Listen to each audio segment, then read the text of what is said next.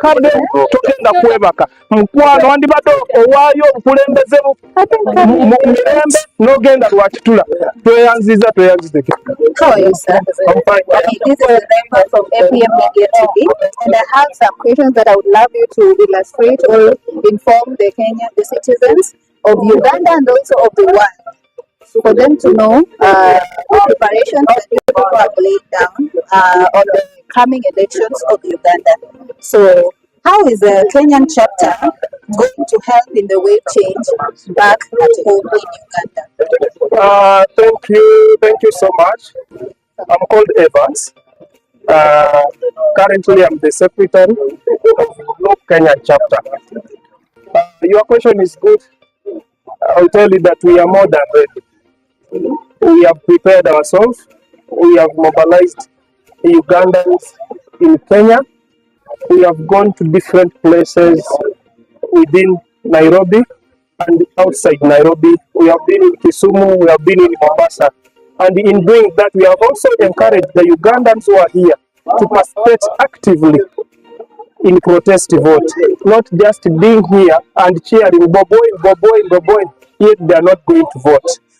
Recently, the government brought the system of updating or renewing national ID, and we managed to also mobilize some of Ugandans who didn't have or who lost their ID.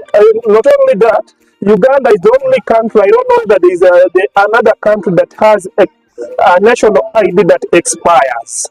So we have that challenge, and that is the regime that we want to remove. So when you talk about how we are prepared, all those process indicates how much we are prepared, madam. Okay, thank you, sir. And according to the information that I have, sir, Bobby Wine, known as HP, Honorable Chagulanyi Sentamu, has won or has been winning the elections. And whenever the elections are being counted or whenever they are being taken to the rightful place of announcement, it is always seen that they are being locked at their homes. Some are locked, like they are being put in quarantine, not to move out. This time round, which are some preparations or some things that you put in place to help that not to happen? One of the things that we have put in place, it is a protest vote. A protest vote is a very wide organization or arrangement that it was put in place to vote, to protect, and to protest against whatever will come out. I know the results may not favor us or may not favor Boboin himself. Of course, Boboin is not bigger than Uganda. So when we are talking about that, the protest vote is going to stand for Ugandans. We are going to look for the votes. We vote, we protect it, and we wait for the results. And whenever they are going to do anything that will be against our will, and we know very well that we have won this, and they do anything like putting Boboin in quarantine, as you said, then we are going to raise. We are going to follow that motto that we are saying, that a protest vote, to go on the streets, as we have seen our fellow Kenyans who are youth. They have stood with the government. We have stood against the government, which is corrupt and which has done what is against the human rights. So this time around, in a protest vote, all youths are ready. All youths are ready. We are ready to march. We are ready to go on the front line to demand what is ours. Talking of the protest votes, sir, as you, there are some videos that has been showing when you are on the street there fighting for your rights, going for the democracy, like wanting to see your rights being laid. Many people are always being harmed, injured, some are dead, some being taken to the hospital. Is there a way that this time round you believe to ensure that there is no large number of those who are injured or those who have died? Okay, well, this one reminds me what they have been saying, that no, Kenyans are powerful than Ugandans. Ugandans are scared. We are not scared. You people, we are not scared. We deal with the regime that has guns. We deal with the dictator. We deal with a person who has no fear or respect of human rights. That's why sometimes we tend to be ignorant. But one time, and the day will be like this. We are going to be on the street. Remember when they arrested our president? They arrested our president in Luka. There are many people who came out on the street. There are thousands of people who were killed. And that was just a first step. The next step, let them watch the space. Thank you. And on behalf of those who are in diaspora, different countries apart from Uganda, is there a way or how they are going to get the privilege or the chance to vote wherever they are, or is it a must they just have to go back home? Well, I've seen this one in a previous election. The regime has its game to play around. Last time in Kenya, we didn't have that chance of voting our president within. But of course, Kenya is also part of diaspora. So long as you cross the border, Kenya is part of diaspora. The election should also be organized here, and we vote. In fact, when they were voting last time, I saw Uganda. Yeah. I saw in Uganda. The Kenyans were voting for their president. You see, but we are denied that chance. But I now call for the people in diaspora that if you can reach to your home, go and vote. Go and vote. We are looking for you, that one vote that will stand us for the truth. Thank you, sir. And according to the information I have few hours back, Muhoozi has been claiming that this leadership team or this government is not for the family. But according to the post that I've seen he has posted some few hours back, I have seen him saying that after his father, no civilian will be allowed to rule or to lead Uganda. That one means that if you're not a soldier or a policeman, what do you have to say about this? He's a drunken master. We know him. He's a Twitter man. We are used to him. He's a man who can just wake up and say that I'm drunk.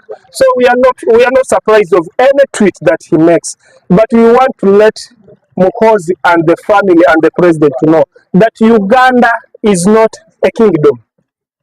Uganda is not an inheritance of anything.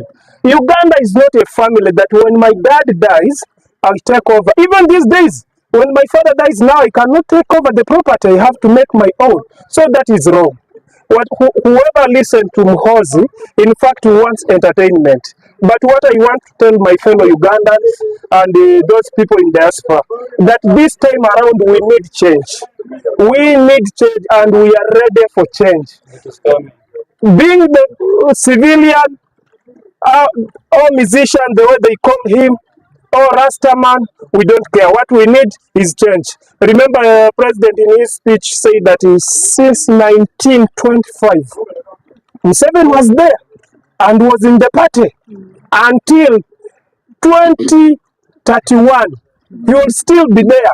Do you think that even my mom was not born on those days? You see? So this is a person that we are dealing with. Is a dictator, is expired, as he said, is expired. He moved with the toilet. He's a man who has no sense. So whatever his son says, he has a question mark on it. Because I don't think that Muhoozi can bring a statement when his father doesn't know. Remember those years when he said that he's going to take over Kenya, and the father came out to apologize. This is a thing that they first discuss. So whatever a tweet is made by Muhoozi, we don't take it seriously. He's just a drunkard. Okay, thank you, sir. So as you wind up, any word that you'd like to share with your fellow Ugandans, with those in diaspora, with the leaders, or with Africans as a whole? Thank you so much, my sister. My word, it will not be only to Ugandans in Kenya, but every Ugandans in diaspora back at home, that this time around, let's go and vote. Let's go and protect our votes. I also quote the words of Mr. President, that you may be giving me protection, but give yourself protection. Protect your friend, protect your mother, protect your brother, protect your sister. And if you are going in this vote, make sure that we win. And if they tamper with our vote, muchitegeera mwe, people power, our power, People power. Diaspora. Ever living, ever faithful, ever sure. Beyond it is a pleasure and I being together with you. Harmonization of having the presidential candidate anonymous, so same time Rastaman Bobby Wine. Because I think in the same society as Kenyans all over the world in Africa, it's a change for the young people, you know. My name is called MC Bio, reggae superstar, reggae artist. And I want to big up this man called Bobby Wine, coming elections, all the best in Uganda, which is going to be, I think, next month or something. Election in Uganda, you know. I support Bobby Wine to the fullest because we want to see change and we want to see democracy at the same time. So let me, you're right. As I see it, as I check it, things them coming on and on. Politicians in the land, them are crucifying us. Elections in the land is on them coming for us. This is wrong. Boom, bang, bang. Mothers in them working, don't ever give up. Congolis in Matatu, don't ever give up. The youth in Adigate, don't ever give up. There is a light at the end. Whoa, there's a light at the end. At the end of the tunnel. Whoa, now go to them. Uja me ja come feed them bumper the rider, you know. Me now come a teacher. Listen careful really. You want a man a preacher, the Babylon, the want to see the people living happy. It's a boom bang. Big up yourself, Bobby Wine. National Unity Platform Party, all the best. People power, our power, People power. bannange ba comrade neyazanyo okubeera wano neyazanyo okumpa omukisa wabula ndi wano okugamba mukulu Museveni nti ku luno otulaba tuli wano tuli Kenya naye mukwano tuli Uganda. Ekisooka tujja mu kulonda, tujja kukalonda tukakuume ate tukalwanirire. Omulundi oguwedde wabba olw'okubanga gwolowooza nti olina amaanyi, poliisi tugirabyeko ng'ekola ebintu ebitalina kukolebwa. Security organ erina okukuuma Omunnayuganda ate y'ekyokoza Omunnayuganda. Naye olwaleero nno tujja twewaddeyo okufa ng'Abannayuganda. Twewaddeyo oba ogenda kututa ffenna otumalewo ku ensi otisigalamu bwomu. Naye nga ky'oba omanya ku luno guno omulundi. In fact guno omwaka sina gugwo. Gw'oli mu mwaka gwa 1925. Ffe tuli mu 2025. Ogenda kumalako 1933 ffe twagala kalulu ka 2026 na paka 2031. Kati gwe kaliko oyagala wano si wooli. Nkugamba gwe ne mutabani wo ne famire yo n'abakukolera bonna tetubatya nze nga nze sikutya mukulu. Okitegeera ssebo. So tugenda kujja kulonda tuli wano Kenya era tukunga kyemanya abaana bana Kenya bali wano e Kenya mujja kulaba video eno. Mbakunga mwenna buli omu waali tukimanyi bangi ennamba ennene yonna in fact eyagala Bobby Wine naye oluusi abantu boogerako byogere kuba balina okutya okungi. Munnange gy'onookoma okutya dikiteta gyagenda okukumalirawo ddala. Gwe n'abaana bo n'ekikenya gye wajja okunoonya oba ekikumi oluusi olw'okubanga ensi yombi n'ekikumi tekirala kye kigenda kuyamba. So baganda bange mbakuutira buli ali wano e Kenya temugwa omwaka ogujja tugenda kulonda mu January. So twetegeke woogendera mu Christmas okulya Christmas toddanga ensi yo togitereezezza. Tugenda kulonda ate bw'omala okalonda tovaawo kakuuma akalulu kako bakabale nga wooli awo bamala okukabala batandika okuwoza byabaka batandika okwogera ebigambo ebitakwatagana. Nkugamba muganda wange lwanirira akalulu ku ensi yaffe tugyetaaga. 2026 ensi yaffe Uganda tugyagala mu ngalo zaffe bannansi. Twagala nsi yaffe muffe. Bobby Wine ye president, Robert Kyagulanyi Ssentamu NUP kyekibiina neyanziza. People power, Our power. our power, People power. NUP, Everywhere. everywhere. NUP. Aya, nze njagala okusindika message yange eri Mwami Museveni ne famire n'akabinja ke. Akimanye bulungi nti Uganda baagisangawo, Uganda egenda kubaawo nga bavuddewo, Uganda eribaawo emirembe n'emirembe. Wabula asigaliza chance emu y'okukozesa eno chance tiyandirize nagenda mu kalulu. Yandibadde awaayo entebe y'abana Uganda ne batwala ensi yaabwe mu maaso. Ensi yaffe ngagga, ensi yaffe ina ffe abasinga okubeera abato okuguna omulembe gwaffe generation yaffe. Uganda yina generation ina abantu abali wensi w'emyaka actually abato abavubuka bakyalina amaanyi. So Mwami Museveni wandibadde okozesa eno chance buno obudde n'ova ku ggwanga lyaffe n'otuleka ntwale eggwanga lyaffe mu maaso tukooye okubonaabona. Atufuze n'atufuga atuuse otufuga mpaka tuuse okutambula ne toilet sebo twesonyiwe. Pozi njagala okulabula Mwami gundi ani muwoozi Kaine Rugaba. Messages za tweeting atuziraba although tetumuteeke nga serious naye we are minding tubirowoozaako kubanga zabikola nga tubiraba bannaffe babakwata enkya n'eggulo bannaffe bali mu makomera tubalaba tubirabye n'ebigenda mu maaso naye this time around ensonga lwaki twatumye kano akalulu protest vote akalulu kano tugenda kanoonya buli kitundu kya ggwanga lyonna tugende tukalonde ate tukakuume bakabale nga weetuli bwatunamaliriza tugende ku bbala tukabanje. Uganda ye chance yokka gye tusigazizza mu bulamu bwaffe. Bannayuganda ffenna buli omu waali making sure asobola okudda bakagenda olonde. Wona wooli bw'oba osobola okugenda genda olonde, ky'osobola okola kikole. Bw'oba osobola okusindika ssente okusupportinga campaign zisindike, ne this is the right time we have okulwanirira eggwanga lyaffe. Tewaliwo chance ndala yonna. Either tugenda kufa nga tugezaako okusinga. Chance yokka gye tusigazizza buno obudde ke kalulu kano ke tugendamu okuggyako eno gavumenti ya Mwami Museveni. Otherwise tewaliyo chance ndala yonna. So tugenda kufa nga tukiriko either okuzza eggwanga lyaffe mu mikono gyaffe oba okufa. Tetulinayo chance ndala yonna kuba Museveni awo tusizza. People power. Bannange nsanyusa nnyo okubalabako wano bannayuganda bannange mwenna, era mbaniriza mwebale kuwulyanga mulanga buli lwe tuyita olukuŋŋaana nga luno ne mukuŋŋaana ne mujja ne tubaawo. Nsooka okuyozaayoza honorable president wange omulungi Kyagulanyi Ssentamu nti congratulations sir. Mukama wange ssebo taata president Kyagulanyi Ssentamu taata, tuli mabegawo, njagala ogume omanyi nti Kenya chapter ate kuvangamu wetuli wano nga Kenya chapter ate tuli bangi nnyo, era tukuŋŋaanya bannaffe, tukola mobilization nnene okulaba nti nno tubeera kimu, tweteekateeka okudda Uganda okukuba akalulu kaffe tukalonde tukakuume ate tukabanje.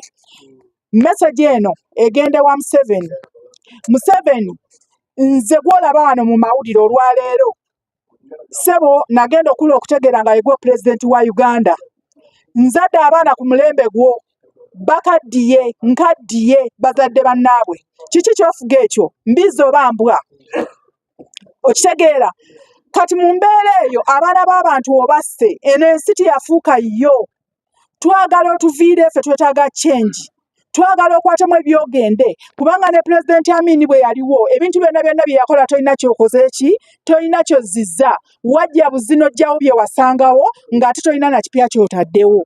N'olw'ensonga eyo ssebo tuviire ku mulundi guno gwokka, ffe tetukwetaaga ku bantu bano b'otambula n'ogenda n'ogula ne bajja ne bayimirira mu kamera n'obajja simanyi mbalala simanyi ludala ne bajja bayimirirewo nti nno bakulondera akalulu. Mukwano, this time around ffe tuli bamalirivu, tugenda kuyimirirawo tukuume akalulu kaffe tukalonde, ne bwe munaleeta mamba mu bantu twakooye buno obulamu twabukooye. Kubanga n'omugenzi Kirumira yayogera n'agamba nti bw'osirika ofa ne bw'oyogera ofa, era mwamaliriza mumusse. Musajja gw'oli kimenke bw'oba olaba nga waddira n'abantu bwe b'okola nabo ku lusegere lwo nabo n'ogenda ng'obatta, gw'oli muntu kikaaki, olikola n'ani? So tusaba otuviire ffe tutambule n'ensi n'abaana abato abava wansi emigigi emito nabo beeyagalire mu nsi yaffe. Tetugenda kutambula naawe, ffe twakukoowa twakumala. People power, our power, people power. General Museveni in a warning also likenganike mulugisu baana bamasa bamwesizana kulukuza protest vote kasera kanoka kulukuganako mwinyoda kulukweza zimunduke zirikuza ukola daso. General Museveni no warning witegeke kuza kuba in a generation agent bano bazeyi winyesa bazeyi befe wabakozesa byose bakozesa wamarasayi wabata mu bwavu zimbera zimbi buli bona bana kugendera mu mawanga ke kulini nibuye dibosizana obula kyeso kosa zimundu kubulira ino warning kulu no kina bagiranga protest vote. So isaba bagisumwesizana bafubuka nadala bafubuka mwitabire muno kina protest vote kulukuza kulonda His Excellency Robert Kyagulanyi Ssentamu. So His Excellency Robert Kyagulanyi Ssentamu kuyoza nomination zikwazimalire ati ino kina protest vote yesu kulukuza muliro Mr. President kurosu kulukuza yesu kulukuza witegeke kuza. So ebyo byose People power, our power. People power, People power, our power. our power. People power. Yes. Mbaniriza mwenna bannayuganda bannaffe abali wano e Nairobi. This is Kenya chapter. Tuli wano okutuusa ensonga zaffe eri bannayuganda n'eri oyo eyafudde omukulembeze atavaako. So Mr. Museveni, message eno ejja gy'oli. Bannayuganda bakoowu bakokooye, bannayuganda obafuze n'otuuka okubeera ng'obatamizza ensi yaabwe, bannayuganda babunye amawanga gonna, naye kino kijja gy'oli Museveni. Osalewo okugenda mu ddembe oba okusigalawo n'ebyokoze byonna bigende. Thank you. Ensonga ey'okubiri nkuba omulanga eri bannayuganda bonna era nga nsinga okuba omulanga eri abagenda okutandikira ddala laale z'omukulembeze waffe.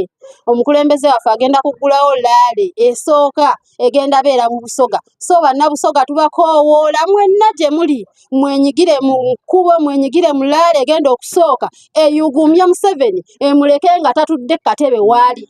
Mpita bannayuganda bonna okuva mu nsi yonna gye muli mwenyigire mu kano akalulu tulabe nga tugoba Nakyemalira ono atufutubaddeko ebbanga lino lyonna. Temwetiriira kubanga oyo musajja we munaamutya nti tetujja genda Uganda bajja tukwata nneeno gye tuli batukwatirayo. Muveeyo tugende tunoonya akalulu ddo ku ddo, tugende tunoonya akalulu kano ng'era ng'abantu tubabuulire nga tugenda okukanoonya tugenda okukalonda ate tukakumbe bwe bakakwatamu tukabanje.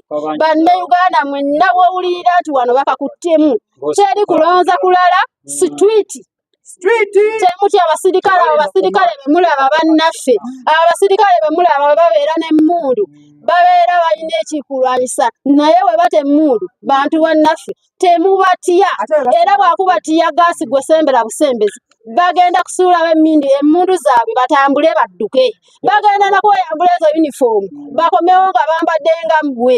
Gye munaakoma okutya abantu abo gye mugenda okusigala ng'ono omusiru Nakyemalira ne kitabani kye kitamiivu kitufuga. Olaba Museveni kino kyokola ekyokukwata abantu abali ku lusegere lwa pulezidenti mukwano kyongera abantu maanyi. Eyo message njikuwa kyongera abantu maanyi nti neyandikuwagidde akyukirawo. Remember, Kano Otafiire yayimirira n'agamba kiki ekibakwasa abantu ne mbasibira obwereere abatalina musango. Walowooza bannaye muli banafu, muli ba coward. You guys, you are murderer. Muli batiitiizi. Okitegeera? Ayimirira n'ogamba Was APM Media TV live in Nairobi, Kenya. And as you've heard, Kakuma Kanonye Kalonde, Uganda people, you've heard that very clearly. And we are very glad to report live on behalf of Kenyan chapter. Watch us there on YouTube, TikTok, Facebook, and all social media platforms. Bobby Wine, good luck.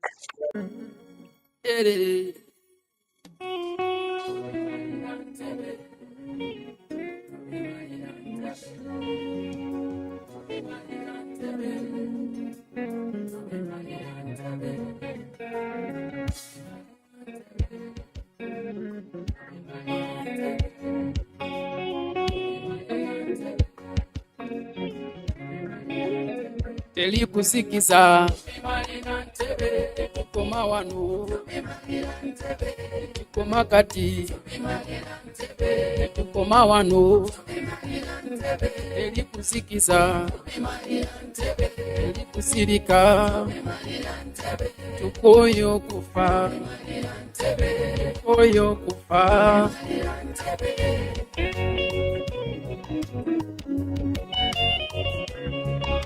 Buvunanyizibwa bwange abazadde batuleetera bino bitumazeko emirembe kati lwaki mbirekera abaana batamanyi bwe bisoma tekulina makulu kati ekiwamba abantu kisuseeyo eggwanga teririna kitiibwa abanyazi basuse wakaawo bamama bafa basaala amatege eggwanga gakaaba polisi foosi bakaaba akalulu tekalina makulu kati